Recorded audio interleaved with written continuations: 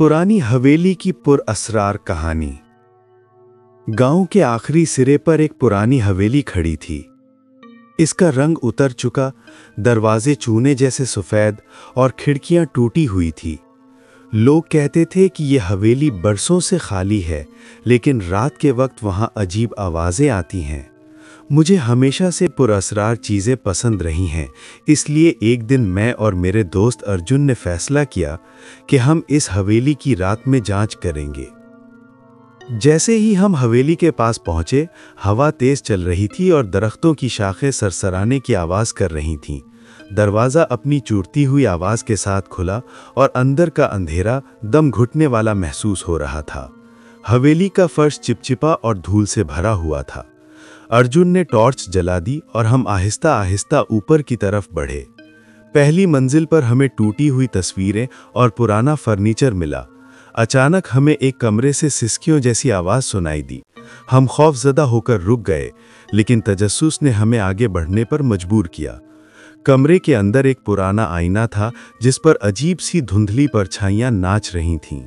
जैसे ही मैंने आईने की तरफ देखा, मुझे लगा कि मेरे पीछे कोई खड़ा है, लेकिन मुड़कर देखने पर वहां कोई नहीं था।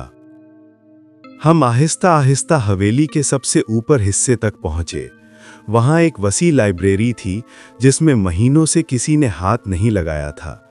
किताबें बिखरी हुई थीं और हवा में धूल के जर्रात उड़ रहे थे। तब अचानक दरवाज़ा अपने आप बंद हो गया और सर्द हवा का झोंका आया। अर्जुन ने चीख मारी, लेकिन आवाज हवेली की दीवारों में खो गई। अचानक हमें खून के निशान फर्श पर नजर आए, जो सीढ़ियों की तरफ जा रहे थे।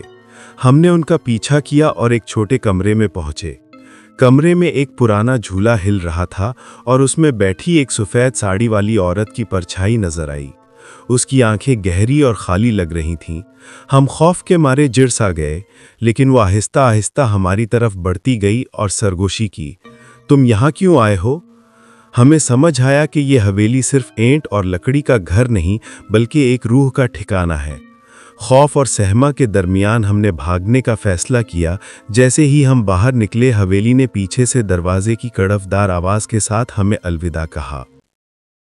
उस रात के बाद हम कभी भी उस हवेली के करीब नहीं गए।